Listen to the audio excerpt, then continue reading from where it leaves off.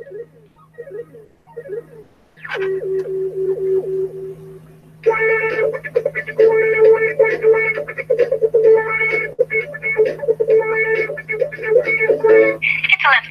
at Radio Free America, and this is Uncle Sam with music and the truth until dawn. Right now, I got a few words for some of our brothers and sisters in the occupied zone. The chair is against the wall. The chair is against the wall. John has a long mustache. John has a long mustache. It's 12 o'clock, Americans, another day closer to victory. And for all of you out there on or behind the lines, this is your song.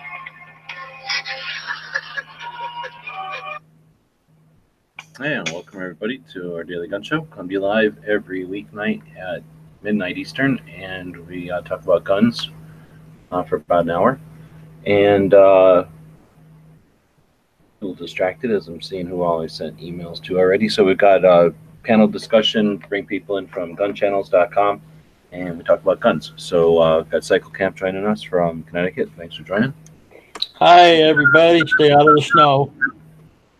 That's easy for me. I'm down here in Arizona. It is episode number 756. It's a Monday, and on Mondays we normally chat about sorry, I'm distracted here. We normally talk about behind the scenes, nuts and bolts, creating content online and that kind of thing. So we can chat about that. I'm going to look over at my notes here and see if we've got a topic that I forgot about.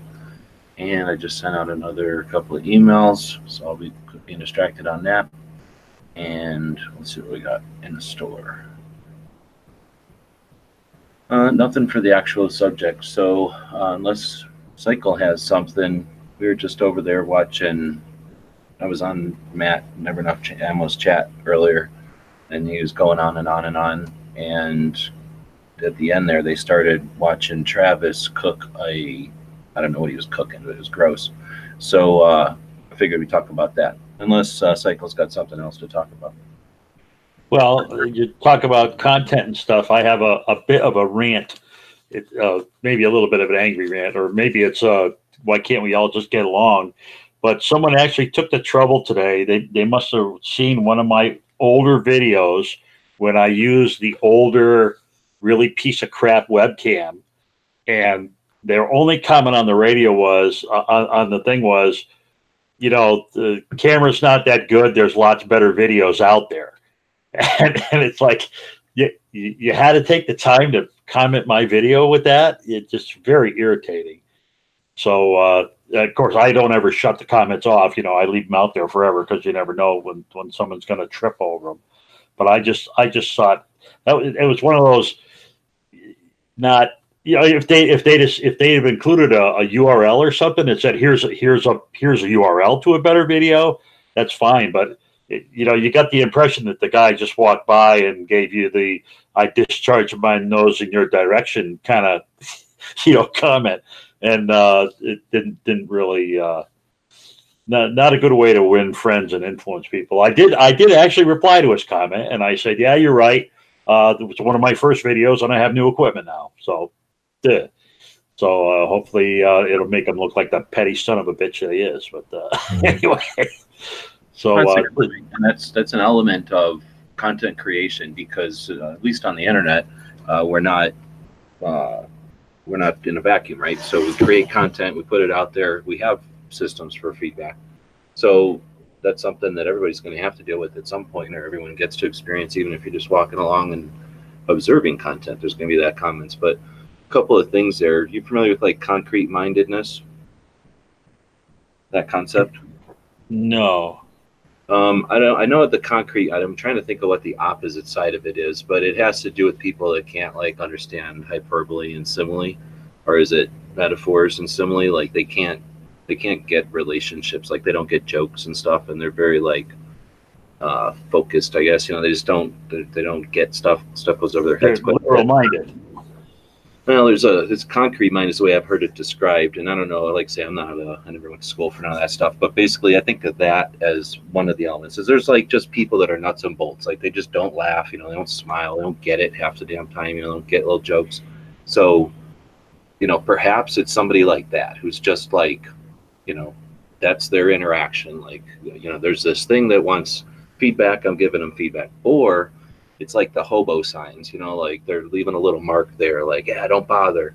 Like, I used to get a lot of them where you say something or another and then you get to the shooting, like let's say you describe a video and then you're shooting it. They'll be like, shooting starts at 3 minutes, or like, don't waste your time, go to the 3 minute mark. So it's same kind of a comment, right? Where it's like, sort of like, what's the point? But here's the thing. What is the point? Because who goes to a video? Most of the time, I believe most videos are linked. Like, they're embedded, they're linked to, they're shown on another platform, like a email, a newsletter, a platform that you're having a conversation on, a forum, gun channels. You're just being linked to the video. So in that case, how many people say, "Oh, I'm being linked to a video. First, let me open it and read all the comments before I view the video"? Like, nobody does that. And if you are on YouTube and you're searching or browsing or whatever, like you're literally on the platform, again, who goes, "Oh, here's an interesting thumbnail. I'm going to click on that video, but before I watch it, I'm going to go down and scroll through the comments and see what people say." You know what I mean? Like, it makes no sense why these people are putting comments like that. At least there's no, like, practical reason, right? Like you say, they are doing it either intentionally or unintentionally to be a dick. And I don't know, like I say, you just kind of gotta either not acknowledge it, or like you've done, use it as an opportunity to link to a new video. Because that's like, they say blah blah blah, I don't like XYZ about this video. Okay, here's a link to my one that's 5 years newer. Yeah, and I mean, the good news is, if I was worried about like monetization and stuff like that, the interaction is good for you, and it's good for you from a platform point of view if they, thumbs up, thumbs down, leave a comment. But it just seems to me that you could make a, if you're going to go to the trouble of say, and they also put the word skunk at the end, and I'm not exactly sure what the hell that was supposed to mean. Maybe that's an acronym that I'm not familiar with because I'm not into the I'm not really into that the social media thing. But I just thought it was weird that if you're going to say, hey, there are better ones, then why don't you put an example in? Maybe I should have made that the comment was, hey, if you know of a better one, feel free to drop a link, in a comment or whatever. But it just seemed irritating, and it's, because it was an old one, and because I did have shitty equipment, it didn't bother me as much. But hey buddy, did you check the date? How old this video was. So I don't know. It's just I guess it's because I'm a casual guy, and I know a lot of people read all their comments, but I get less of a commenting, so I can just go in there and read them all anyway. So it's just like I said, it was just irritating, and it was with the topic, so I figured I'd mention it. Well, and then again, well, first off, I don't know what skunk is either. I looked it up, and they just make a bunch of say that it's like a word for marijuana, and that it's a smelly animal. So there's nothing in Urban Dictionary that says like what do you call it, like a shorthand for some other thing like on the internet, at least not in Urban Dictionary. So if somebody knows what that means or what that's supposed to, we're missing it, then let us know. But as far as the reading every comment, it's not that hard when you don't have that much stuff, like that much content or that much traffic or whatever. It's it's doable. After a while, you get either use strategies like Ghost will say, like, put a question in your video, like, as you're doing your video at the end, say a question like in your video, not just type it in the comments, but or in the description, but like, say it in the video, and then you encourage people to use the comments, so you can, even with not a lot of videos in your library, you can still have a very active comment thing. So it can get out of hand. It can get to a point where it takes a while to monitor them all. And when I first started the YouTube thing coming from forums, that was not unfamiliar to monitor comments or whatever.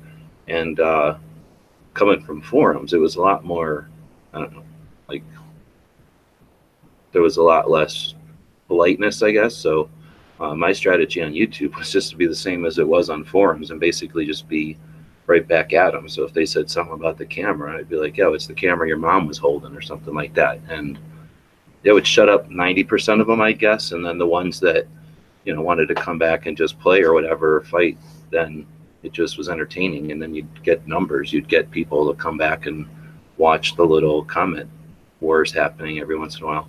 And if you encourage that, or if you allow that, or if you're, you know, that stuff happens in your chats and in your videos, then other people will come in and, you know, partake in it. And I don't know, it's either good or bad, I guess. It creates numbers and stuff, but, you know, it can also be distracting, I guess.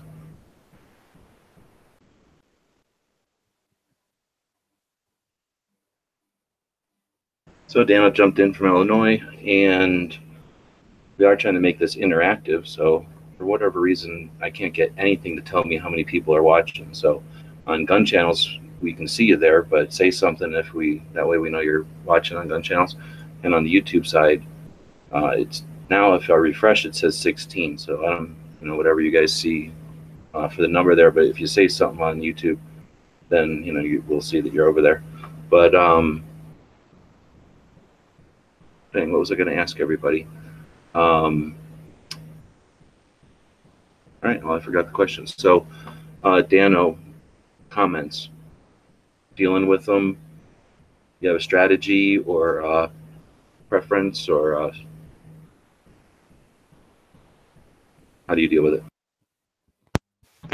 There's a saying that goes in way back. I don't know where it ever came from, but it's called "Don't feed the trolls," and I very much believe in that issue.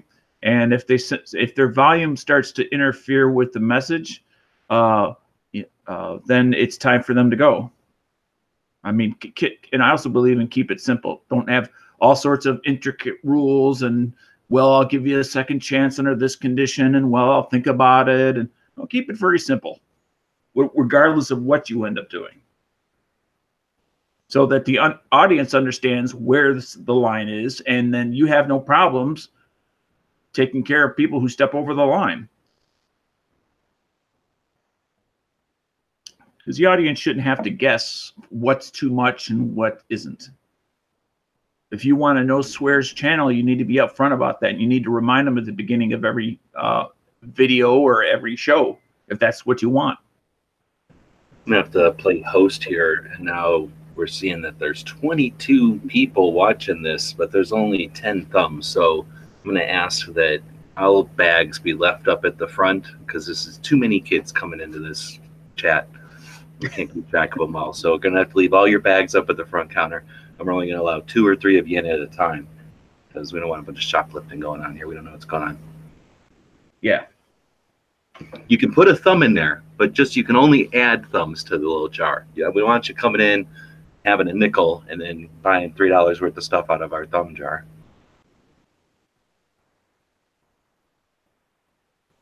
Sure, that'll work.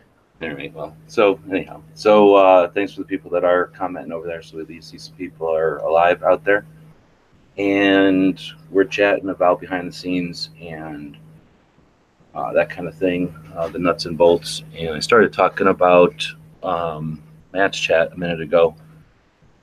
So I'm just going to poke it around at this again, and we can go this way or not. But I know Dano more than I know Cycle's opinions on this one, so I don't know how interested Dano's going to be in this. But we were watching at the end of match chat, or at least when I left match chat, Matt, Never Enough Ammo, was trying to teach Travis how to make, I don't know what he was trying to make, some sort of quesadilla-ish looking thing, but it was sad. So I left because it was sad. So it was so sad watching this thing happen.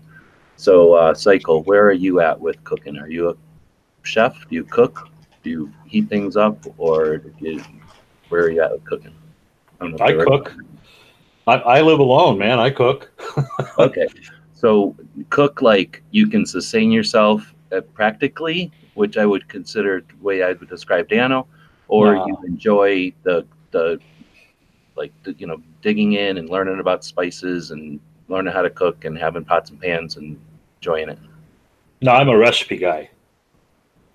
Okay, so I like to buy good recipe books and then make the recipes in the books. Okay, and then compare that to maybe a restaurant or something. I don't know if you're. Yeah, I like making cookies from scratch, and I enjoy making quiche and I used to do the Thanksgiving bird all the time and all that crap. So I'm not crazy like my older sister is the talented one in the family. She's the one that cooks and crafts and all that stuff.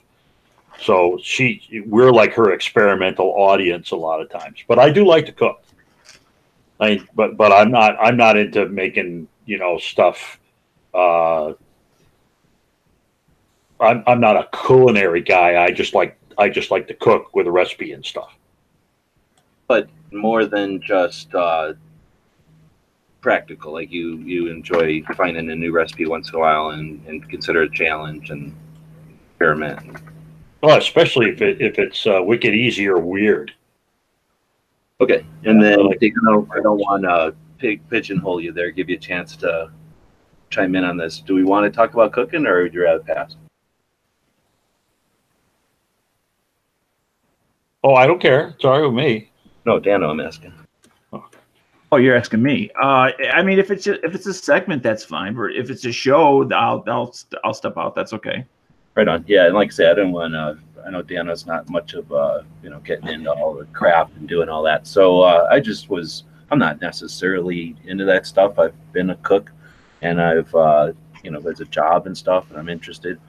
And when I was a kid, I thought it was neat and everything, and I enjoyed watching my grandmothers who were different ethnicities, I guess, cook in different ways, and I liked my one grandma's cooking, and I did not like my other grandma's cooking, right? So I get, it's not like I like every food comes along or anything.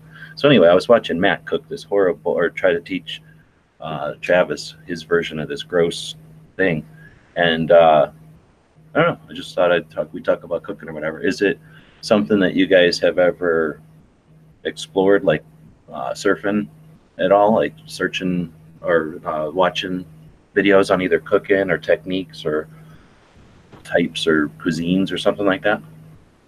Oh yeah, I used to watch home cooking video on HGTV, and I had a girlfriend for a while, and we would go. There was a place that sold spices, and they actually in their little they had a storefront that was attached to a warehouse, and they would actually have a chef come in and do a 4-course meal, and he would prepare it right there.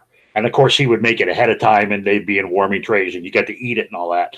And that was really a lot of fun, and you got to learn a lot about why things work the way they work. But I enjoy learning about that. I just don't do it that much.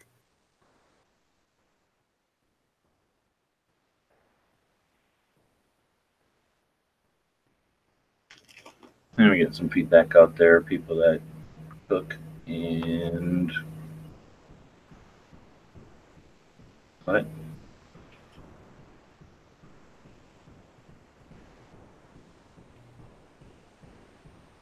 don't know. I like eating too, so that's the other thing. I don't like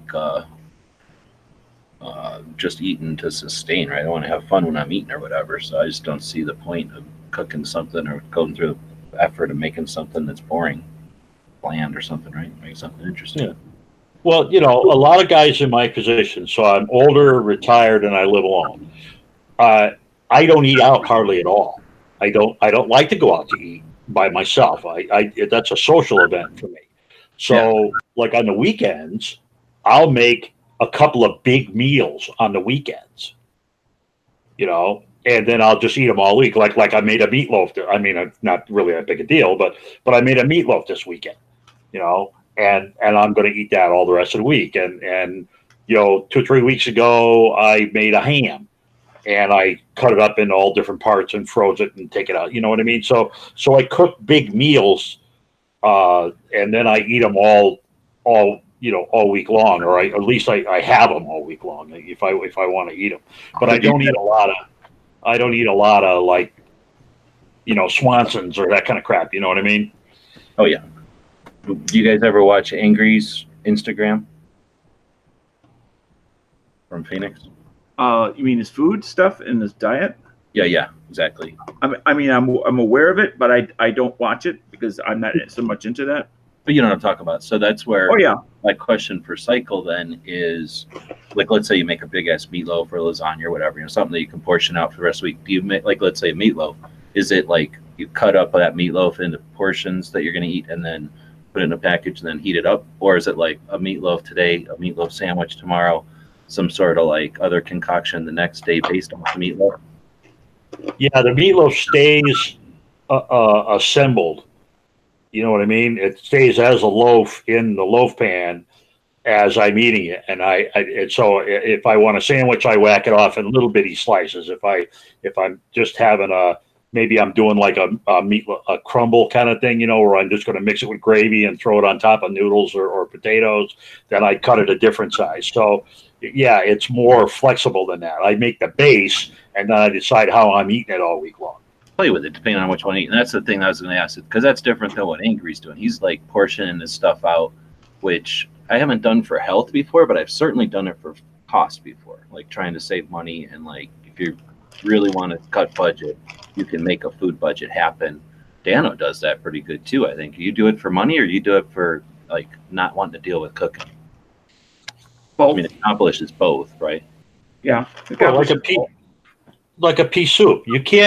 You really can't buy a decent pea soup in a can. If you want a good green pea soup, you got to make a ham, take the leftover bones, put them in a pot, do the work.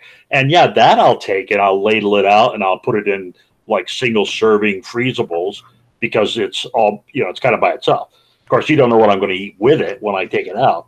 But for that reason, and I like garlic in my pea soup, and you can't buy pea soup with garlic in it. So, again, I do it because that way I get what I want.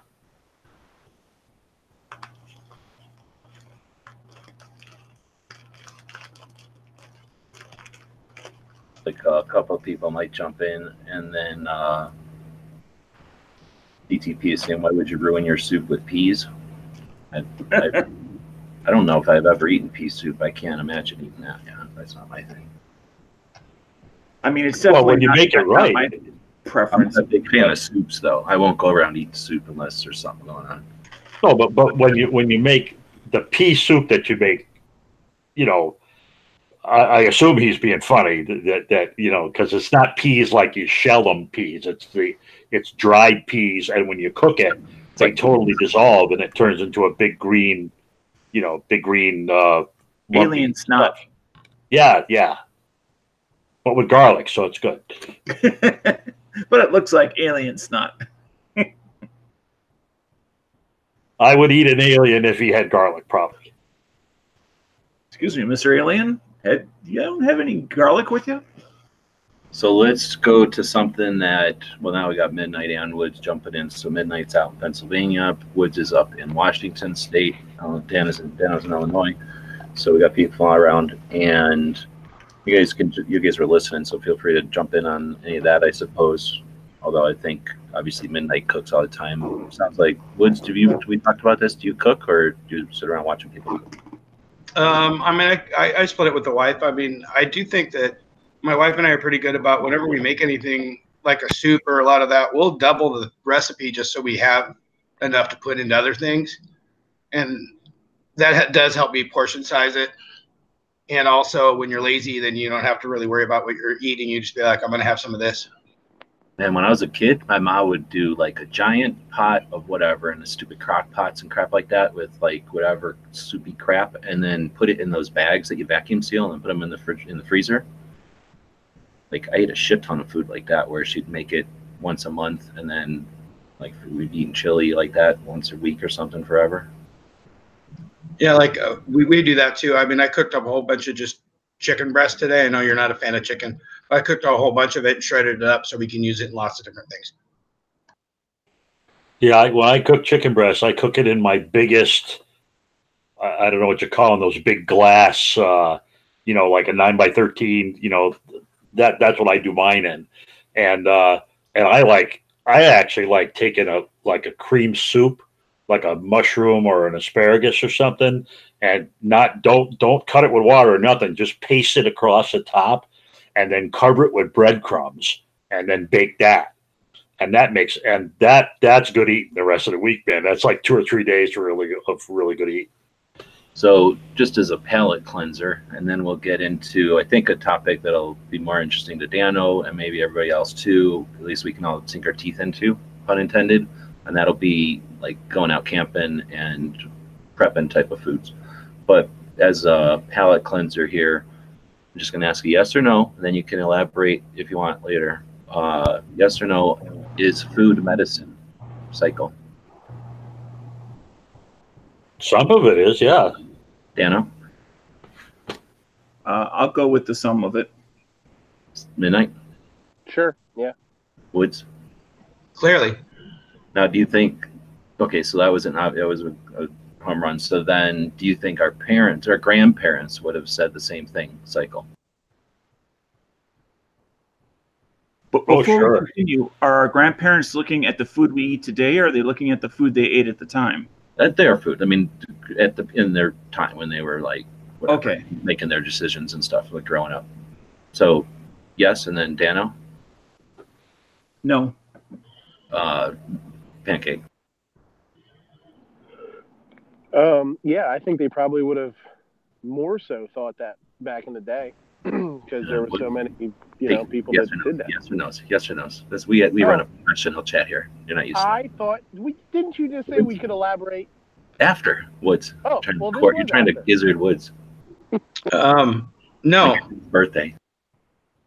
I don't think so either. I think my grandpa would have laughed at me. Both my grandpas, and my one grandma, my Italian grandma, would have said, yeah, but my other grandma would have looked at me funny, I think, too. Well, it's good for the soul. Yeah, like chicken soup or something. But I think that's the reason I was asking this. I think it's an evolution. I think that we're more aware of all the different stuff in the world and everything and blah, blah, blah. But anyway, so go ahead and elaborate. Well, I think that people take medicine now and don't realize what's in it. You know what I mean? Whereas, way back in the day, a lot of medicine to people was straight herbs or spices or, things like that. So ingredients were the medicine back then. Now medicine is made of the ingredients. So I think they were aware of it. I think so. I think it varied also by where they existed, like if they were truly urban people versus city people.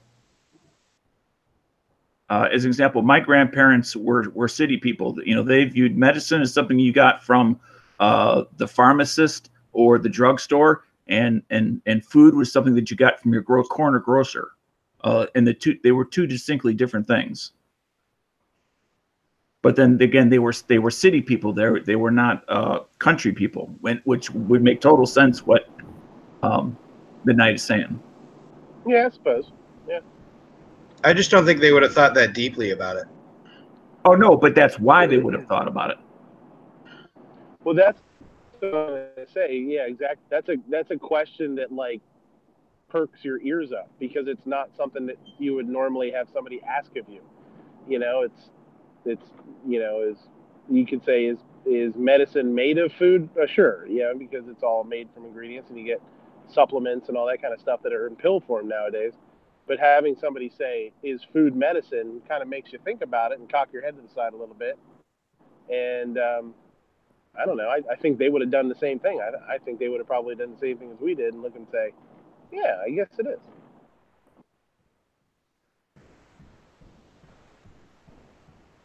Okay, so then I think guy was trying to be funny out there, but I think chocolate is medicine. Chocolate's got curative properties in it. Well, So- food, yeah, sure. Food your body has reactions to food just like it does for medicine. Why not? There's a lot of caffeine in chocolate. Yeah.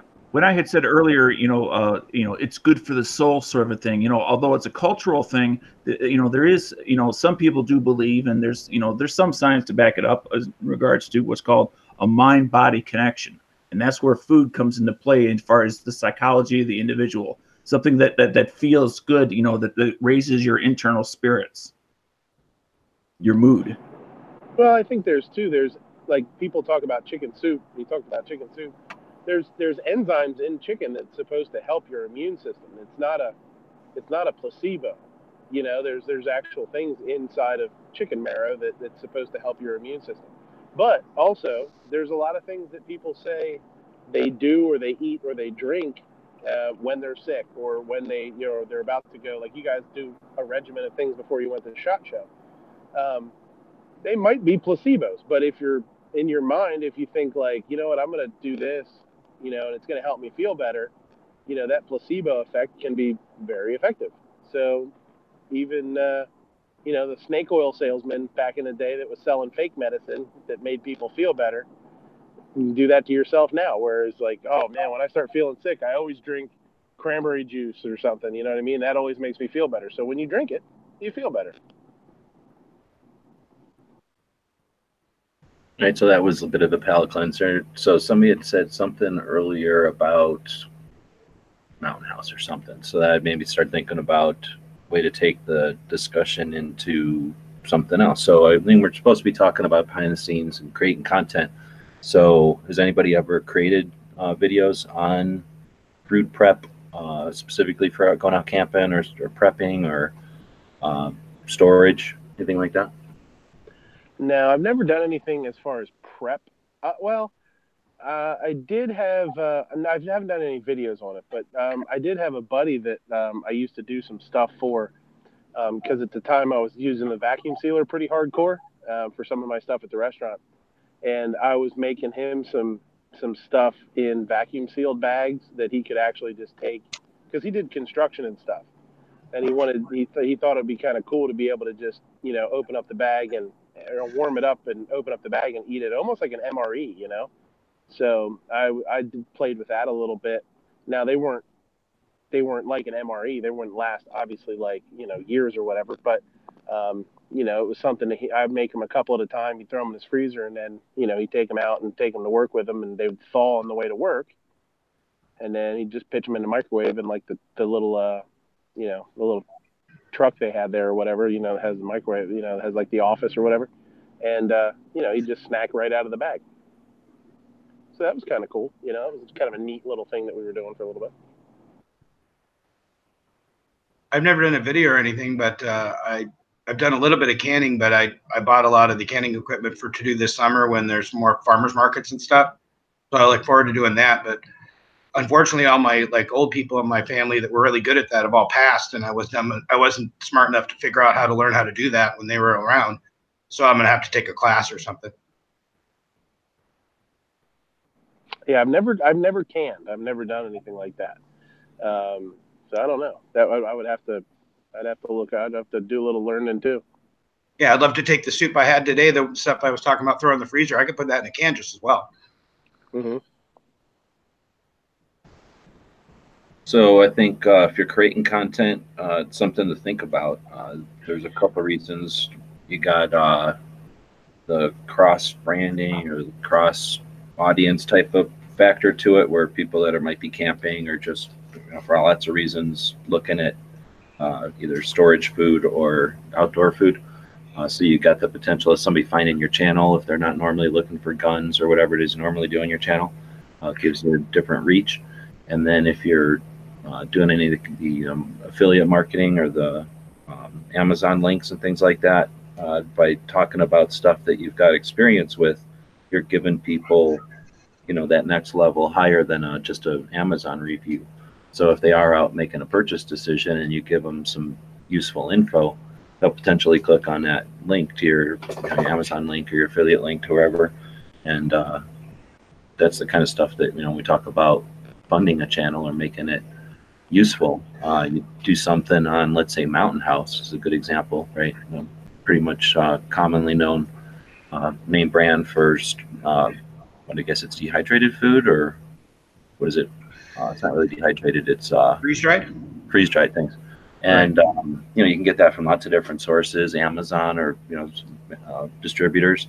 So posting something on that could be useful for people, especially when it's like a flavor thing or a preparation thing, or why you chose this one over that one, or this brand over another brand. And anyway, I figured I'd throw that one out there.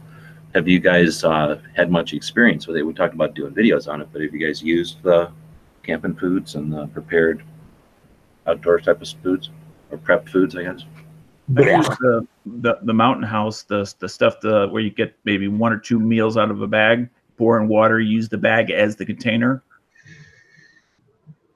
and you stir it up, and you basically, you know, depending on what it is, it will vary, but you know, you put in hot water that's already been, you know, purified or whatever, make sure it's up to the proper temperature, whatever, and stir it up and let it sit for about 15 minutes, and it's usually good to go.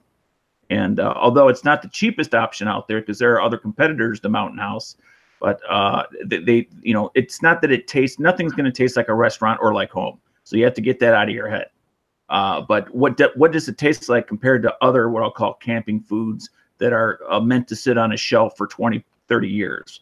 And that's where, you know, it tastes, you know, at least in my mind, better than the competition that's out there that's meant to sit there for 20 plus years. And it's not cheap. Yeah, I could see that if you're backpacking and stuff. But when I go camping, I bring decent food with me. I don't bring that other crap. Well, I can almost guarantee you from what you said that you car camp. No. You actually spend days out in the wilderness. No, I motorcycle camp. Oh. Well, vehicle camp, but yeah. Yeah, that's car camping. Well, if you don't take your car to get there, how do you get there? And isn't that backpacking like we were just talking about? Okay, well, you're vehicle camping. In other words, you're going to the store to refill your supplies on a regular basis versus you're going to the woods and you're going to spend, whether it be a weekend or a week or whatever there, and you're not going to go back to the store until your trip is done. Yeah, that like I said, that's more like backpacking or whatever. Because I mean, I think I have because I have a trailer with a pop up. I have a cooler on it, so I can load it up. I mean, I don't have to go back, but I get where you're coming from. And most people bring those kinds of foods with them because other stuff it's bulky. You know, like one of my favorite things, there's nothing like making your own grilled vegetables, where you start with like zucchinis and other kinds of squash and cucumbers and stuff, and you put them on a piece of foil. You put, you know, whatever you're going to use to make it nonstick, and then you get like an allspice seasoning or that kind of thing, and you do it right on the grill, and oh my God, those things are great. So let me ask you, how do you deal with cleanup? Because that's a constant issue when you're at a campground, unless you're at a campground that's a virtual motel or hotel. No, they give you bags. They give you what do you call it, bags? Okay, but how are you cleaning your cookware? The pot or the pan or whatever. With Dawn dish soap and a scrubby. And you're rinsing that out where? With what? I rinse it out with water like normal people do. Yeah, where are you getting all this clean water that's fresh to drink? Dano, he's not talking about going out and hiking for a week like you're talking about. He's talking about no, but if you're on the side of the road, are you talking about at your hotel room you're cooking or where? No, I'm talking like campgrounds, and we have free places that are like just open fields with pit toilets and stuff. And yeah, a lot of times we bring our own water with us. Okay. We bring big jugs of water with us. Very confrontational about this. Yeah. So, well, I guess the campgrounds I've been to, I would not want to stick unless I was a kid and didn't know better, stick my face down there and just drink the water that's coming out of that tap that may only be 30 feet deep. That's also only 50 feet away from the toilets.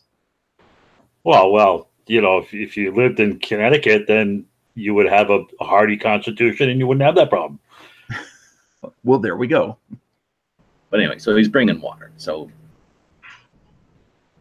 all right. So, I don't know where we went with that one. So the camping idea, bringing food out dehydrated. Has anybody done the dehydrators, the little round things that look like, I don't know, they look like, you know, the round things that you dehydrate on? A bunch of different layers, and there's a little fan. Yeah, people make jerky with them and stuff. Uh-huh. Yeah, we used to do that back in the day. That No, I've and never little tried that. pieces of bananas and stuff. So there was a deal here because of where we live. There's where the Colorado River hits the Gulf of California. There's a delta there, and there's quite a bit of produce created there. You know, California gets a lot of produce. So where we're at in Tucson, stuff that's like ripe or whatever isn't going to get further east. So we can get it cheap here in Tucson. So there's some ways to get really cheap squash and tomatoes and peppers and this kind of stuff, like literally super cheap, just boxes of it.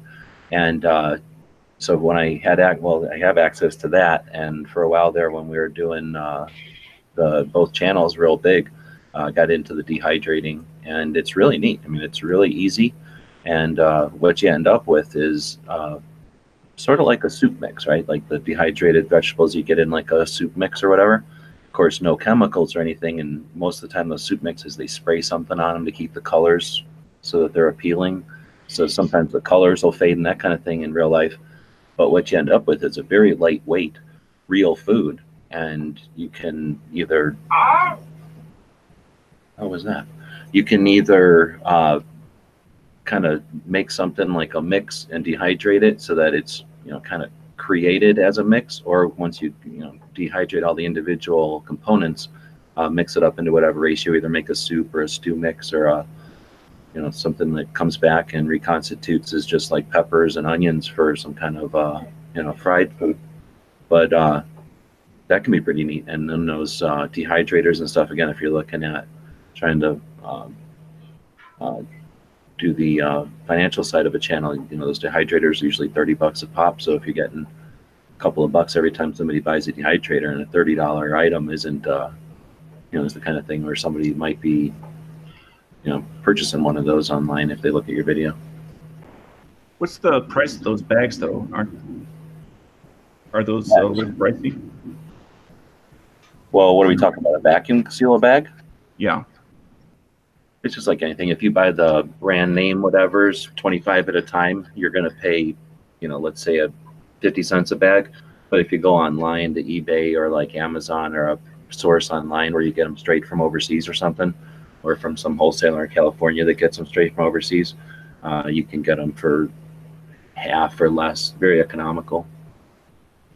But yeah, I have a vacuum sealer, so you dehydrate everything and then vacuum seal it. And I guess you can go nuts and evacuate all the oxygen and everything and try to make them long term, but just as far as like basically for almost nothing except for the time involved. And it's not something that is super difficult once you get to the routine.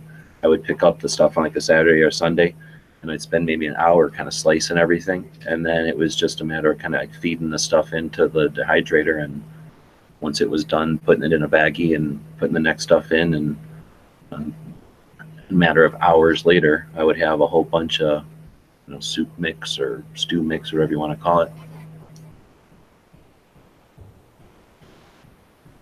Steadily saying freeze dried is better than dehydrated. It sure is, but you have to get like a big cabinet, and it's a contraption, and they're hundreds of dollars. But you can do that. You can get freeze dried, home freeze dried systems.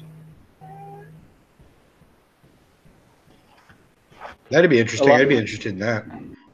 A lot of times those vacuum bags, if you can get them from the company at a good price if you're willing to buy multiple bags, multiple rolls. When I was doing it a lot at the restaurant, I used to wait until I get an email from them that they were doing a sale. They do like 10% off. And then if you bought more than 3 rolls or something, you get an extra 5% off. And if you did another 2 rolls, 3 rolls more than that at once, you get another 5% off. So, until it's all said and done, if you can get 20% off, you can buy direct from the company. And they're usually a better quality too. Some of the knockoff ones are, the plastic's a little more brittle. Sometimes it doesn't want to stay sealed, Yeah, it's like buying cheap Ziploc bags. You can buy the cheap ones, but you'd be sorry you did. Yeah, it just depends on what you're planning to do with them. Yeah, I mean, if you're just throwing them in your home freezer and they're not going to get banged around too much, it's no big deal. But if you're going to do something like we're talking about and throwing them in a cooler, throwing them in and out of a bag or something like that, and walking with them a lot, some of the cheapy ones, they, you know, like what happens is they seem a little bit, they're not as pliable. And sometimes where they seal will actually kind of crack or something. I've seen that split. before. Yeah. Yeah. Yeah. It's funny because, you know, there can be a thrift factor here where you do these things because it's thrifty. And I kind of straddle the line because I'm a cheap bastard anyway. And so like when I buy, you know, pork chops or chicken breasts or any of that stuff, I don't go to the little single serving package, man. I go to the family sized, you know, it's another dime a pound cheaper, and I get a great same way with Hamburg. I buy Hamburg in 3 or 5 pound blocks. You know, I don't buy a pound of Hamburg for this or a pound of Hamburg for that. And then when I come home, I cut it up in the you know, like a 2 pounder for a meatloaf, a 1 pounder for, and I have to admit it, hamburger helper. And that's what I'll throw in the freezer. I'll chunk it up. But that's how I make the chicken breasts and the pork chops and you know, roast and all that stuff, because I just make a crap ton of it at once, and it's cheaper to buy. You make it once and you eat for a week. I usually make 2 or 3 different meals, and then I alternate them during the week. I don't eat the same thing all week long. That's incredibly boring. But I do make at least 2 and sometimes 3 things to run me a week. And if you're going to do that, you might as well get the big portions anyway. Yeah, so it's also can be, depending on how you do it, a lot more time efficient. Oh yeah, because let's face it, once you've assembled it, it takes the same amount of effort to cook 2 chicken breasts as it does to cook 6. Yep. It doesn't really take any more time. You know, another 30 or 40 seconds to smear more soup on them. Or if I cheat and use like the rice mix in the bag, and I put the chicken in first, and then I do the rice mix lightly, not as much water. Throw that on the top and bake the whole thing, and so you get your rice and you get your starch and your meat all together. And when you want to eat it, all you got to do is throw a vegetable together, and you're ready to roll. I agree. It also keeps me from making bad decisions when I am tired after a long day at school or whatever. If I've already cooked a bunch of things and I don't go to McDonald's or anything with the drive-through, just because I'm feeling lazy that day, I already know I have food at home. Yep. Yeah. When I used to be on the Atkins diet years ago, I used to pre-make all my little Atkins stuff for the week at the same time, and that way I had it. You know, if you've got it, you won't. Well, I don't really want to go out. I got that thing in the fridge, and it's been there a day or two. I got to eat it. You know, it makes it easy to stay honest.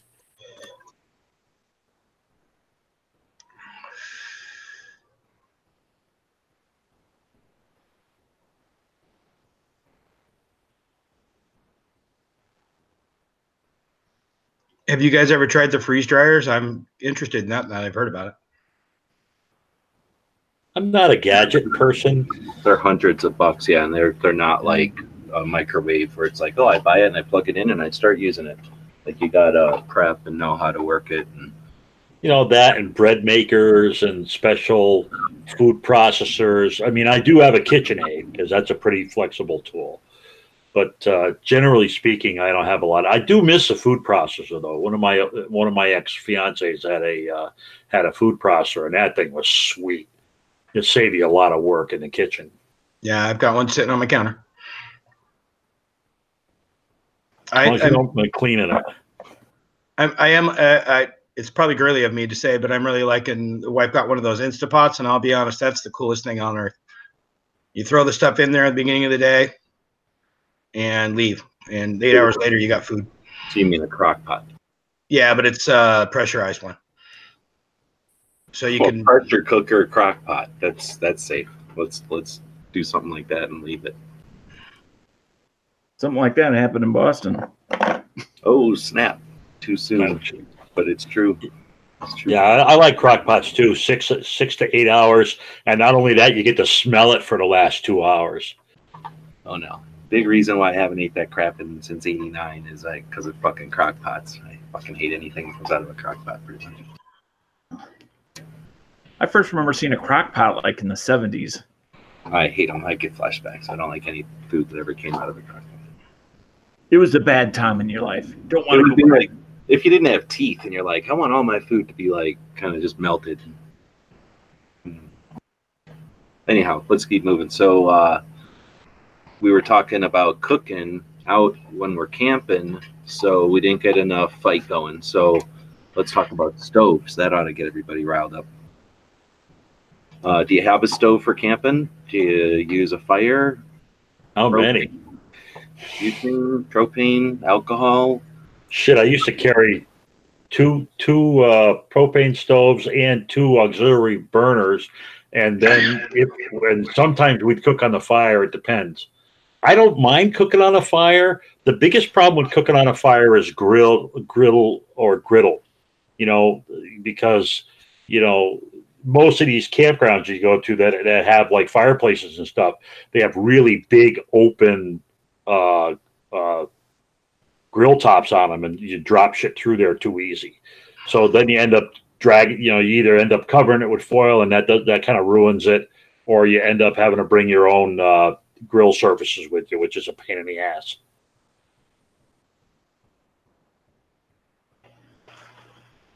I think. Go ahead. Go ahead.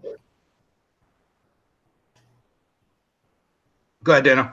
Oh, I was just gonna say I typically do propane, little containers. I forgot how many ounces they are. And then I always carry 2 gas burners that you just screw right onto the top of the container.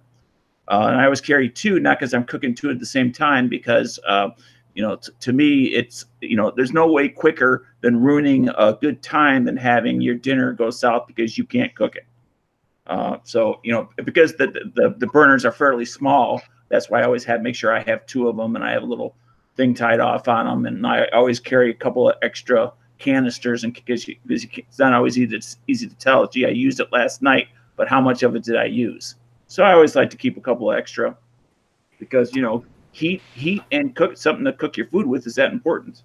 Any of the pressurized gases, I think it's important to have extras too, because you never bad O-ring, or like you didn't realize that you didn't tighten it all the way, and then in the morning it's empty. That kind of stuff sucks. Yeah, you forget to turn it off at night. I mean, you turn it off, but it's not all the way off. Exactly. Yep. Or the flame went out, and you think it's just those kind of things suck. So I tried butane for a while, but it was expensive, and I didn't like having I didn't like the sizes. The canisters didn't come in big enough sizes. Yeah, they look like they'd be for outdoors, but I think those are more for like catering and like buffet lines and stuff where they don't have power, and it's kind of an hour at a time, and that's it, kind of thing.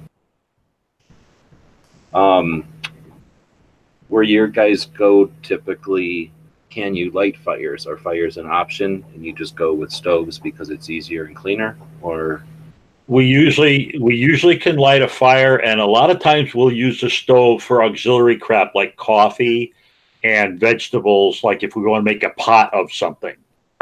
So if you want to make because you just don't want to be cleaning fire, carbon off of all your stuff all the time. So if it gets cooked in a pot, it usually gets cooked on a propane stove, and then all the grilling and all that kind of stuff happens in the fire. I'll do sometimes, depending on what it is that I'm eating. Like if it's day 1, I might have something that was refrigerated, but I need to eat it that day because it's not going to have a lot of hang time, so to speak. So then that first night I may cook that over the fire, and I'll either use. I always carry a 6-pack of Bic lighters, and yes, I am brand specific. And also, you have to make sure that they actually light. Just don't assume because it's Bic and it's new that it's going to light, because they all make duds. And the other is just simple ferrocerium rods, because again, you might lose your. I keep them together, but you think you have it, then all of a sudden you only have half of what you have. So I like having more than one way to start a fire. Yep, 2 is 1, 1 is none. Yeah. Everywhere I've ever camped is always national forest land, and rather than like parks. And I'm not real keen on campgrounds. But that's just me. But I mean, every area in the United States is different. But I'm also a big fan of my my Dutch oven. But you got to get real specific fires going for that to get it to go right. Now that Hold range. on. Hold on. Coal or charcoals or wood for your Dutch oven? Usually just the coals from the firewood. Yeah, Okay. I was going to ask, you're going down in the ground, correct? No. What are you talking about? Because there is a Dutch. That's what I was taught is you dig 2 holes that are about 6 inches apart from each other. One is where you're gonna, and you go about 8 inches down. You can go deeper if you want, and then down at the base of the hole, you do it with your hand or an entrenching tool, like a small little hand one, like a 3-inch entrenching tool, and connect a connecting passage so that the air will get sucked down from the one hole down into the other, which is where your fire is going to be. But this is also for the purposes of not just heating and cooking, but also having a low profile fire. Yeah, I've thought about those. I mean, I was going to use something like that for like on a beach or something where you got to worry about the fire being blown out or blown away because it's so windy. Mm-hmm. But I guess you could use that for a Dutch oven. It's just an awful pain in the ass. And then you sometimes have to have bellows. If it's not windy enough, you got to force air into that kind of system. Right. And that's why having a parallel hole, and it's obviously a whole lot easier, when you're actually done for the night cooking and you don't want to have to, in case it is dry out and there's a chance of fire, it's a lot easier to be sure when you go to bed that, you're not going to wake up to an emergency. So no, that's not, because you got duff, and I've seen lots of fires start with dug in fire pits. So digging a fire pit is not a remedy from the fire escaping the pit. But no, you're right. That's why you put dirt back in the hole before you go to bed. But that's I've never sunk a Dutch oven though. It's just a pain in the ass, and then you have to go down into it, beyond the ground line to get into it, and even at the ground line is just too much issue. I mean, with dirt falling and crap falling into the food. So we've always, and the cast iron is enough that it doesn't need, unless it's ultimately windy, it's going to retain its heater on the side. So top and bottom coals is enough to cook just about anything. Oh, I'm not saying it's a preferred way of doing it. I would just raise the topic. That's all.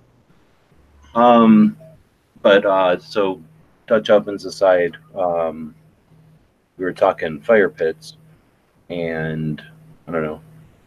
Pancake didn't say nothing, I don't think. I actually just got home and was putting some groceries away, so just got home. Well, so anyway, if you didn't have nothing to add on the fire pit, so I think Psycho brought up the idea of pots and pans over a fire and getting all that carbon soot on them. So, do you guys know how to prevent that? Don't you usually rub them with soap? Right. Yeah, just rub liquid soap on them and you're good to go. But I'm too lazy to do that, so.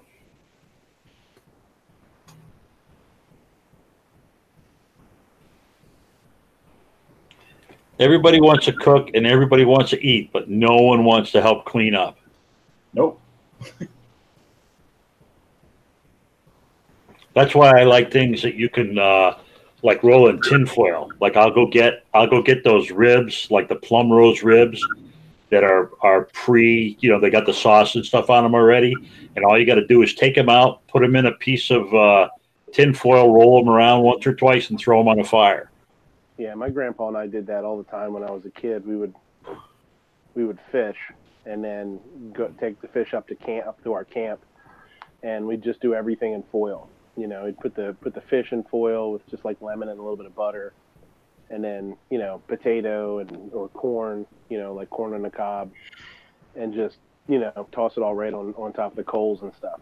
That was always, for me, I got a huge kick out of that. That was awesome. Did you soak the corn?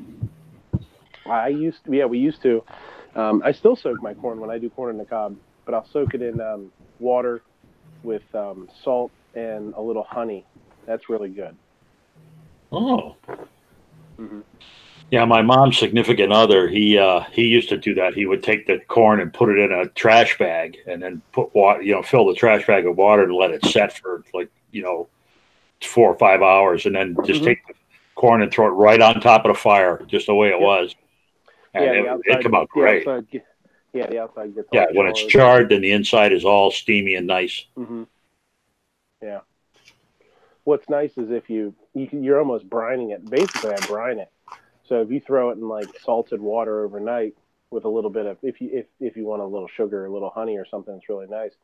But just let that sit overnight, and it soaks into through the husks.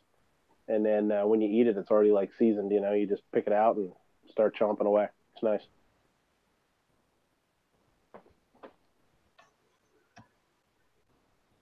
So the chats are at odds. DTP says that's a Dakota fire pit, Dano.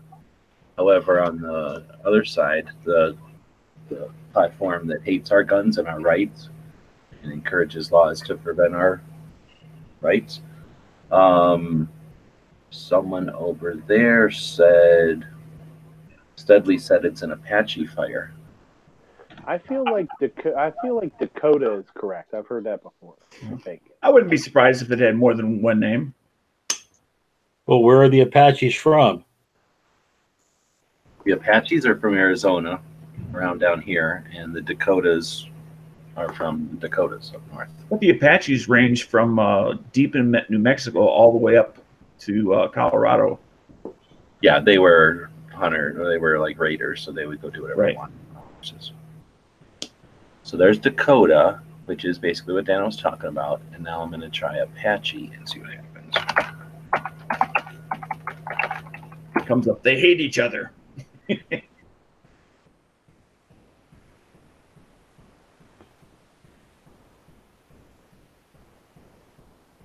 they're basically the same. It's just that when you search for Dakota, you get all kinds of cool drawings and stuff. And when you search for Apache, nothing. You just get a picture. So, so the Dakotas were the high-tech Indians? Is that the deal? I guess so. So are they both kind of the same thing then? Yeah, they're both basically the same thing, what you're saying. Two fire pits, one with it to allow air into the bottom of the other one. All right, so I don't know if we've asked this before. Were there scouts in here? Do you guys do fires when you were a kid? Grandparents have a place where you could make fires? You're a pyromaniac? Oh, yeah. Oh, yeah. Now, ironically enough, you know the history of my parents and firearms. What do you think my answer is going to be? Oh, hold on. Hell no. Right after he gets done doing his timeout for running with scissors, he'll run out there and start the fire up. Yep. Yeah, my dad used to make me and my brother go start the fire when we were camping as a kid. That was our little job. Okay, Dan, now you can tell us about your fire experience as a young man. Well, I won't say that I like playing with fires, but my nickname in my motorcycle club is Fireman Bill. So Fire Marshal, it should be Fire Marshal Bill. Well, let me do this in a more organized way. It's going to try to get sloppy because of pancakes in here. I'm not going to let that happen. So, cycle, scout, yes or no? Scout? You mean, was I a scout? Correct. I never made it that far. Dano? Never made it that far. What does this mean then? Pancakes? Yep, I was a scout. Not an Eagle Scout. I didn't get the Eagle Scout, but I just said Scout. No, we had the Indian guides, which is similar, but not scouts. Very close though. So, did your Indian guys go camping though? Yeah. Okay, so you guys, and I was in scouts all the time. So, and we went camping all the time. So I did all kinds of camp and stuff. So, Cycle and Dano though, your fire experience as a kid and like what age and like was it grandpa or was it like Woods was saying he had to go start the fire when they were making? I had to burn the trash as a kid, so that was most of my fire experience. And then what is that, like throwing gas on it or lighter fluid or something and just making it happen? No, throw it in a burn barrel, make sure there's a grate on it, stuff like that. Except that I, did evil things and I set the woods on fire one time and stuff like that. All your standard stuff. So, but I mean, if Well, that was a chore or whatever, did you play with it and like try to start fires in different ways? I mean, since you could play with it, or did you just do it with a lighter every time? oh no. Yeah, well, all kinds of fun. That's how I learned. That's how I learned about the Ready Whip can. That if you take a cigarette lighter and you melt the top of the Ready Whip can, it blows up better because the valve doesn't vent. Oh, interesting. So it kind of makes it more pressure or whatever. Yeah, and if you do that on the bottom, it'll actually blow the lid right off the can. The shit will drift over and set the wood on fire. So I learned a lot. I learned a lot that day. That was a multiple lesson day. Dan, don't you have any experience then with fires as a kid or no? Let's see. There was the one time I was, I'm guessing about 8 years old. I told the story before in other chats, but the boy next door had some fireworks. Of course, I wasn't allowed to do anything in regards to fun. He was lighting them off during the daylight and stuff, and he was saving a couple for nighttime. So I thought, I know what I'll do is, and I was at my grandfather's. My parents were not there. I was just staying there for like a month. I used to do that every year, go up to my grandparents for a month. But and so I thought, well, I know what I'll do. I'll save something for tonight because when it's dark, that's when the explosions. It's easier to see them, and it's really really cool. So what I did is I got a Coke bottle, and back then all Coke bottles were 16 ounces. I filled it up with gasoline, and I put a rag in the opening, and then later in the afternoon, then I put it back in the garage because it was not nighttime yet. And my grandfather at some point must have seen in the garage. He says, did you put that bottle of gasoline in the garage? And I said, yeah. And he said, why did you do that? And I said, well, that was for fireworks for later on tonight. And he said, what's the hell's the matter with you, kid? And then he stormed away. He probably had to do it because he was ready to hit me.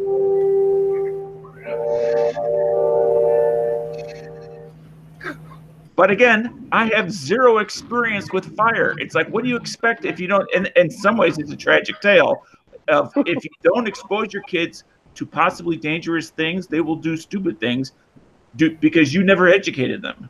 No, that's true. And the funniest part about that is a freaking Coke bottle would have never broke. Like they're like engineered to not break when you that. You really need to use like a alcohol bottle, which are all This is back in the day when bottles were returnable, and you got like a quarter a bottle. Right. You barely because you got a big ass chip out of it. Remember, you'd get like a big chip out of those things. They were so thick.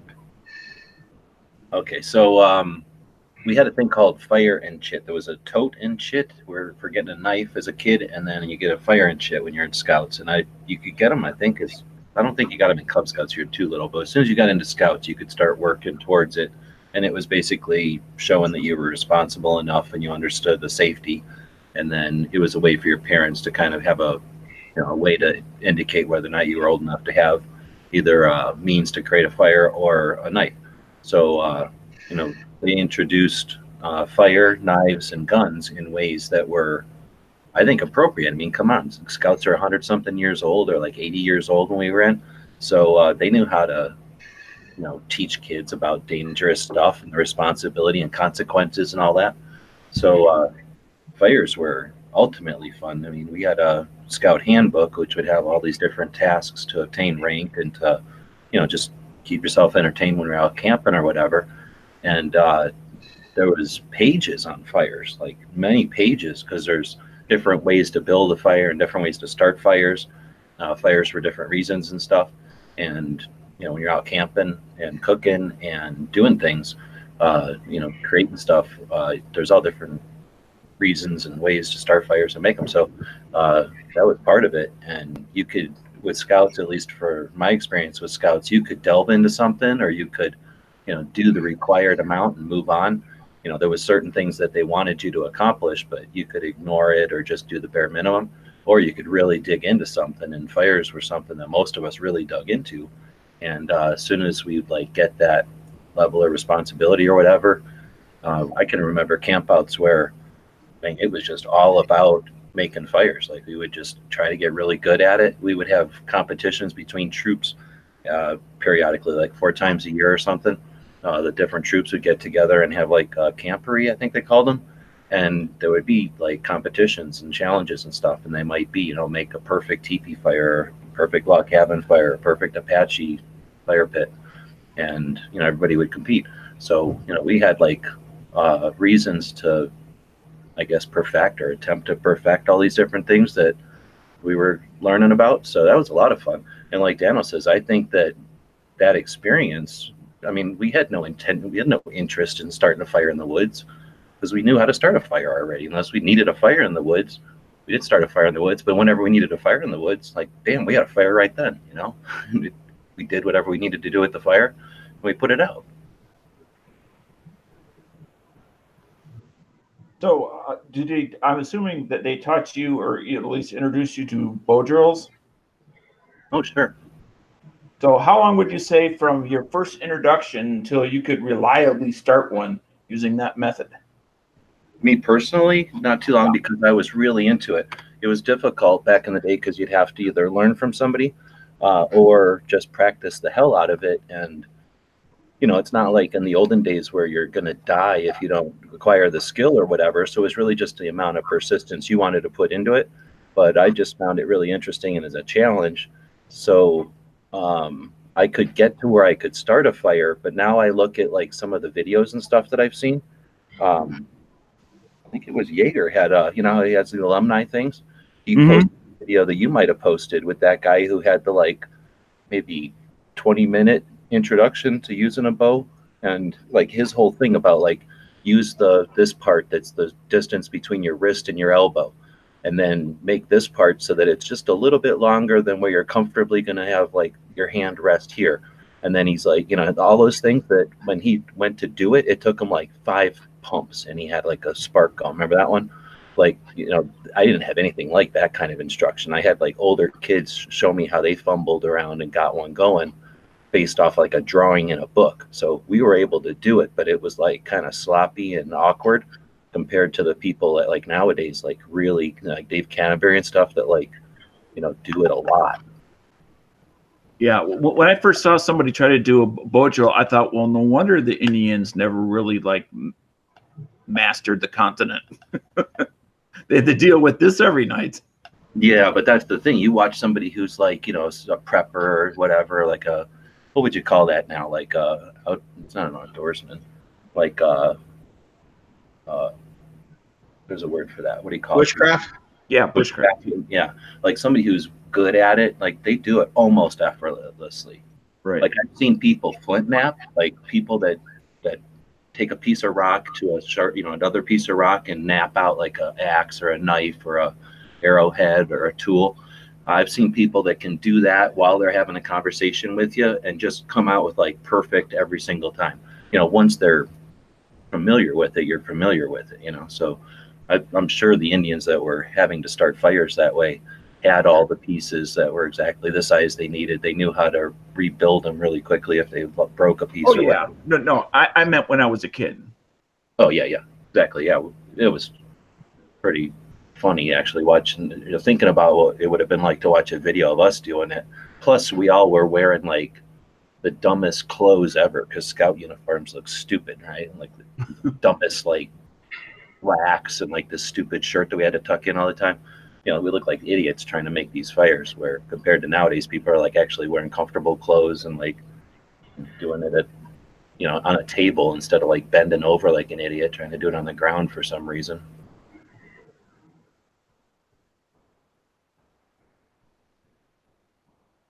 All right, well, so I don't know. Have we beaten to death eaten out either on videos or out camping, or is there other stuff to chat about?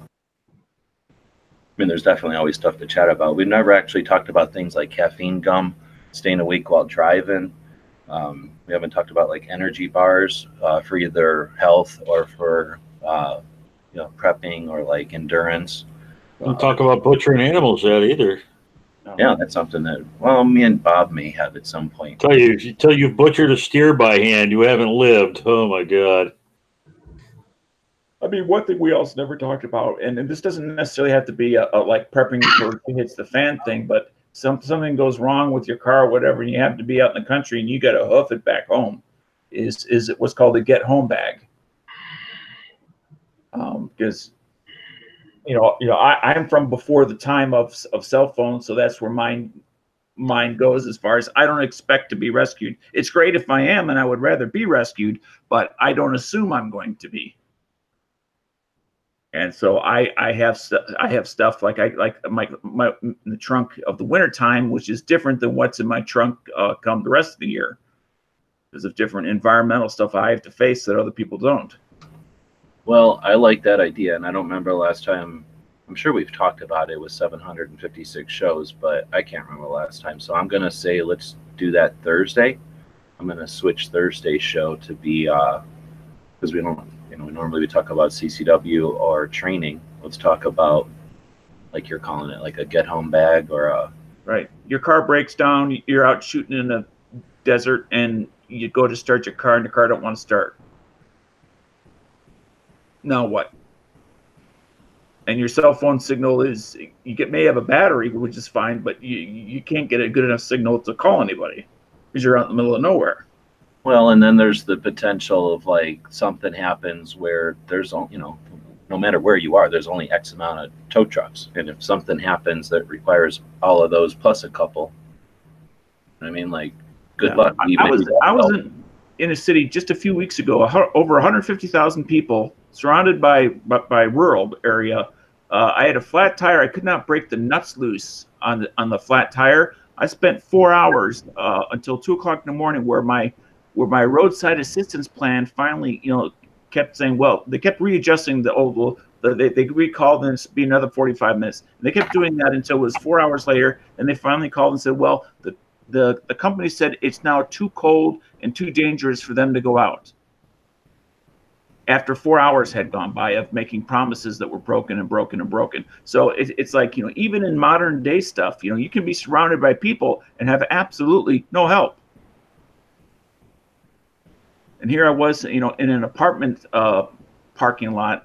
I dropped somebody off there who was a stranger to me, but and then I went to leave. Then all of a sudden I had a flat tire. It's the weekend. Nobody's gonna come and give me a hand. So my roadside assistance failed big time. Should have called it Uber. Well, they wouldn't have helped me change the tire, which is what I needed. That's why I carry a heavy-duty four-way tire iron into my vehicles. And it's ironic that you mentioned that, because since then I took the advice of a friend of mine and purchased one of those, and it now sits in my trunk, along with a 3-pound steel mallet. The mallet's a good idea. Because the other thing that's, especially if your car's got a few years on it, is sometimes if you have steel rims, the corrosion will tend to adhere to the hub, and you may have all the nuts off, and that tire does not want to come off.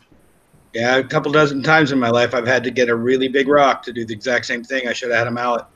Yep. All right. Yeah, so I'm going back to fires because we were talking about being a pyro and whatnot, and they're talking about that earlier in the on the YouTube side. So so I talked about how we had like a fire and shit, and then once you got older, nobody cared anymore, and you could do whatever you wanted. So I really liked fires a lot. I don't know, like a lot of people, I suppose. But have you guys ever thrown like coffee creamer into a fire? I've seen it. I haven't done it. I mean, it's not like into the fire, but let's say you're out with a campfire, and I highly recommend this. Always bring coffee creamer, the cheapest generic coffee creamer, not flavored or nothing. Always bring it, especially if you got kids coming. So you take a handful of coffee creamer and you throw it like into the flames, like above the fire, and it'll explode into like, just like a poof of flame, right? And it'll be a color, like whatever the hell kind of brand coffee creamer you buy, it'll have some chemicals in it, and that'll burn it a color. So if you threw like perfume in there, it's going to be a different color. And that was what I like to play with. So you'd get like different perfumes and oils and crap from the garage and then bring all that stuff out. And ideally like, a perfume, well, I guess not all perfume's the same, but like the kind where I'm trying to think of something that guys use. It's like that, but like the pump kind, where it, you pump and it sprays out like actual droplets, not like an aerosol with compressed air, but like the pump is what pushes the stuff out. Kind of like a squeeze thing, like a Windex thing, except more like a pump. Anyway, it's Yeah, like an atomizer. An atomizer, yes. So anything with that, you can spray that into the flame, and then depending on what it is, it'll burn at different colors and stuff. And that was ultimately fun for us. We would bring, probably because at least for us with scouts, we would go camping or whatever on a weekend, and the kids would buy the food. Like we would have to go to the store and everything. So we would make the shopping list and everything, and it was like a permanent thing on the shopping list was like 3 big things of creamer, so that we could play around like that.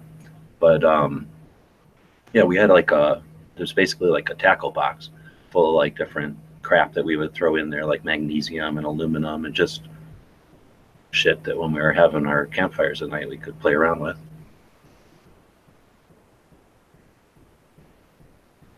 Oh, because Psycho was saying he threw a lighter in the fires. Anybody ever thrown lighters, cans of soup, bullets, anything like that? Oh yeah. I'm guilty of the Kansas soup one. Those are really the most dangerous of anything I've Yeah. ever fire is cans of soup and That's stuff. why I said it kind of like not real proud of myself, but Yeah, I would not. I was in my 20s, and it wasn't my best time to make great decisions. Now, was Yeah. there any reason that you just didn't get a stick and knock it out of the fire once you realized you?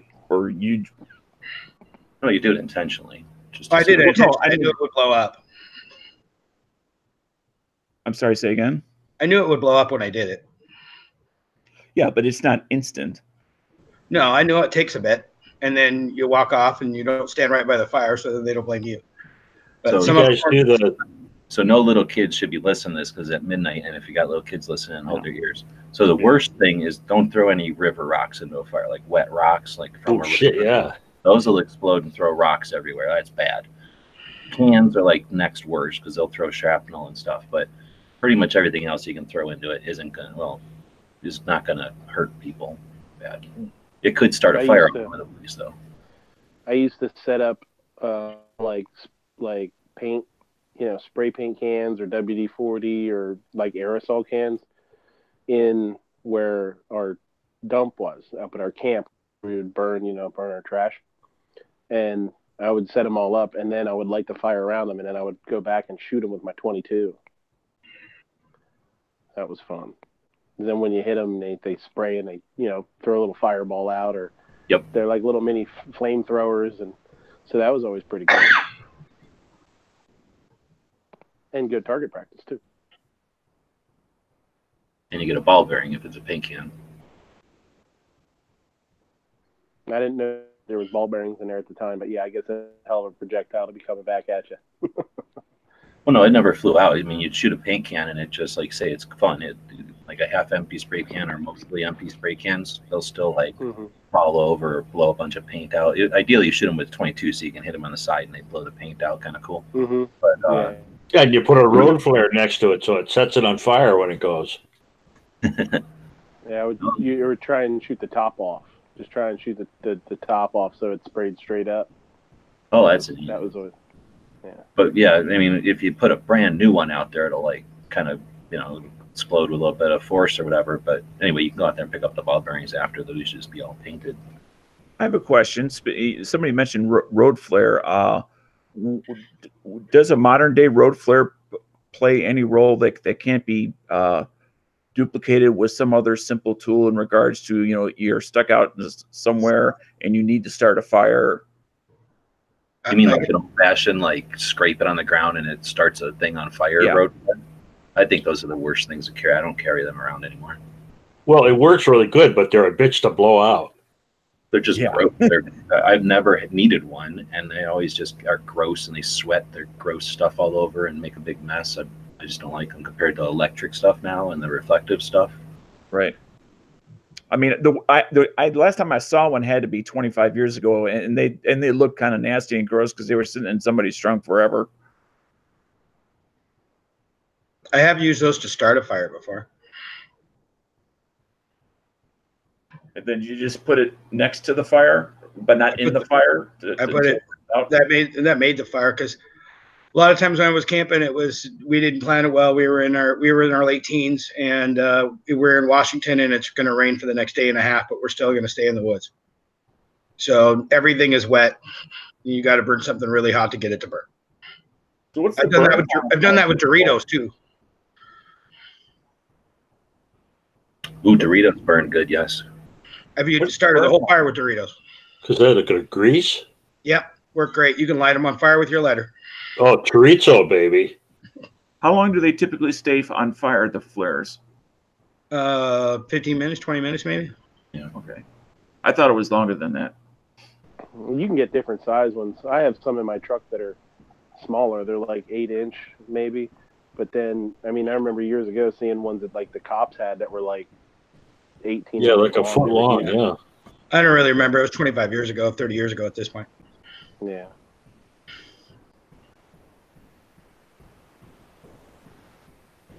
But yeah, any of those bagged Fritos, Doritos, any of those, you can start fires with those. Shit, we used to use cotton balls of Vaseline. Yeah, Well, actually, that's one of my little things that I actually keep a few of in case I have like the tinder is just not quite right, or it's just I can't find any true dry timber. I'll use the Vaseline balls, cotton balls, and I keep them inside of a sandwich bag. I mean, I literally make them in my kitchen. Yeah. I used to Have you guys? and put them in egg cartons. Now they have the little fire wet things. Have you ever seen those? The little blocks. They're like half an inch square. You can light those and drop them into water, and they'll continue to burn. They're pretty crazy. Yeah, They're real small. Got a couple of different brands of those. We got them over the years and played with them. They're kind of neat. Yeah, they're cheating really. Yeah, I have the square fuel cells that you use with the little miniature stoves. In fact, I bought some of those up in Tulsa when we were in Tulsa the last time, and that's part of both my bug out and my get home bag. I think they're pretty similar. I think it's probably a similar compound. You know, Well, they get lights, and it's like you cannot put them out. You know. I've actually timed the Vaseline balls, and I did a couple of them to see how long they would actually burn on average, and I could typically get 15 minutes or more per ball. How long do those tablets typically burn? Well, the thing is, unless you don't need to, sure. so they're the ones that I've experienced are like in a thing, sort of like a mint. Like let's say you go someplace and they give you like an individually wrapped mint, that kind of a package. So it's a little bit bigger than a mint, but that kind of packaging.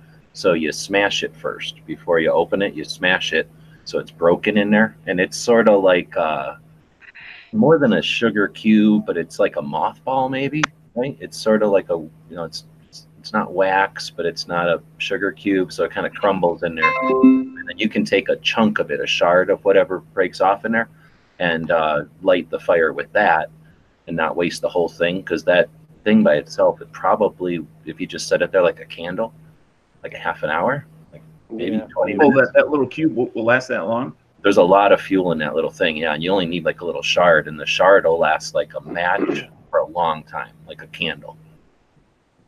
Yeah, a lot of times you just like put it on like a hard surface and just take a pot knife to it and sort of shave off the side of it or something, too. So have Vaseline balls fallen out of favor for some reason, or just because you have to make them? They're gross for one, but I think there's an advantage to them is that it's Vaseline. So if you needed Vaseline for like you gotta Right. some issue you need Vaseline for, you've got Vaseline. Where these little cubes are just chemical and poison, like they're good for nothing except lighting fires. Any of you guys ever use little rocket stoves when you're not necessarily car camping? No. I mean, for just like a backyard fire, you're just sitting out. No, like you're backpacking or something. I used to carry a number 10 can that I had cut like a big little section out of and had the holes on, and you just need twigs and whatnot. When I was a little kid, we figured out how to take a number 10 can, right? Like the big coffee can and take a can opener to it and poke a bunch of holes and cut, take some scissors or something and take two of them and jam them together with coat hangers and make these little contraptions. And like they taught us that one time, and for like 2 years we were nuts about those things. We just didn't know they were called rocket stoves, I guess. And then I guess just, we got our fill of them, and I haven't played with them until years later, right? Until the last couple of maybe 6 years ago when they kind of got big on YouTube again. But the concept's neat, but they're no fun because it's not like a fire where everybody just sits around looking at it and it's throwing heat out in all directions so everybody gets warm from it. They blow their heat straight up like a chimney, and then they're super efficient, but it's like watching a coffee pot or something. Well, they're there to boil water, cook your food, not be a furnace. But the ones, especially the ones that disassemble, so it's like all flat, but you can assemble them into a square. I think that has some real advantages to it, because you never know what kind of tinder might be available out where you're going. So it's nice to have that, so as well as another way to create fire. So in case plan A doesn't work, you've got a plan B.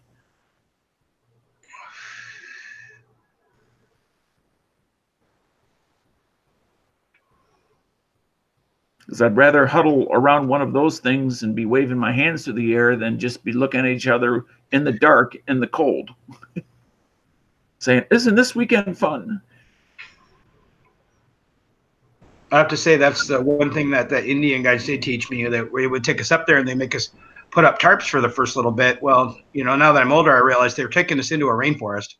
So even if it's sunny in Seattle, it didn't mean it was doing that in the rainforest, and it was going to rain that day at some point. Yeah.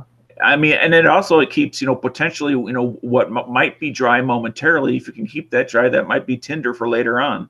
And then later when I, my late teens, early 20s, I'd go camp with, like everybody, with a ton of friends, and everybody would wonder why I'm putting up so many tarps when it's such a nice day. And I'm like, just trust me.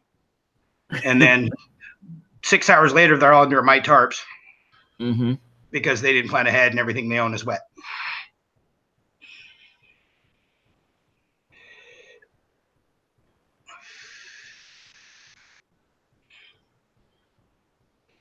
All right. Well, that's enough dead air to say that's probably a good show. So we had a bit of a conversation about food and then fire. And a little bit of firearms, maybe. Not really. But that's what you get. So thanks everybody for jumping into the chat. Let's see, anybody in here doing shows? Night kind of does a show on Sundays, I guess. Yep, Sunday night, 10:30 Eastern. Now, I have a question, since we had the host of that show. I noticed you call it the closer. Is just simply because it's the end of the week? Yep, it's the last gun show of the week. Gotcha. I figured that was it, but I had to be asked, so now I know. Well, I was going to call it the loser, but I misspelled it, so. Oh. He was actually hoping Kira Sedgwick was going to co-host it with him. Yeah. That. She was cute. She starred in The Closer. Yep. Oh, I don't know what that is, I guess. She's married to Kevin Bacon. 7 degrees of separation. See? It's a food thing. That's 1 degree. Kevin Bacon. So let's not forget that Tulsa's coming up, and we're planning on having a show on Thursday, this Thursday at 9 p.m. Eastern, I believe.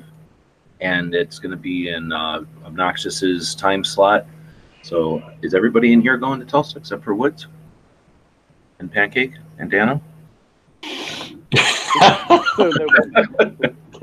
thought everybody was going. I guess not. So yes, I'm going. I already have my reservations. Are you going, Dano? I don't know yet. It's going to be at a last minute whether I go or not, because it all comes down to finances, and I get a couple other things that are all lining up at the same time. I hear that. So had a bit of a chat about it the other night, and people were talking about different ideas, and a couple of Sarge and Boomer are looking at a house maybe, and that would give us a place to hang out. We're also trying to be creative about, and realistic about what we need ideally to have to be able to meet up on Friday and Saturday, which is really the only times we really need to have a place to hang out or whatever. So it looks like the hotel that we stayed at last time is already filled up. There's a convention in town, so hotel rooms are they're filling up, but it's in a situation where we can't get a block of them like we had the opportunity to last time. So Oh, that's funny because the guy just called me like a few days ago. who did? From the hotel or something? Yeah, Tyrone, the guy that set up the mass thing from last time. Oh, well, you can chat more about it, but Yeah.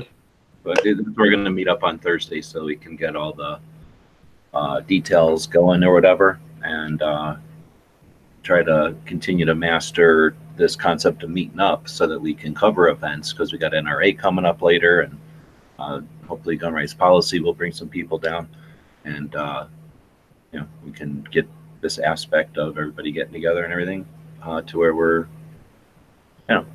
mastering it or whatever. So anyway, thanks everybody for showing up. I look forward to more stuff going on in the week. I do the 2A workshops on Tuesdays and Saturdays, so that'll be going on tomorrow. Ghost has a show tomorrow. Night Strike has a show tomorrow, and we'll be back here same time.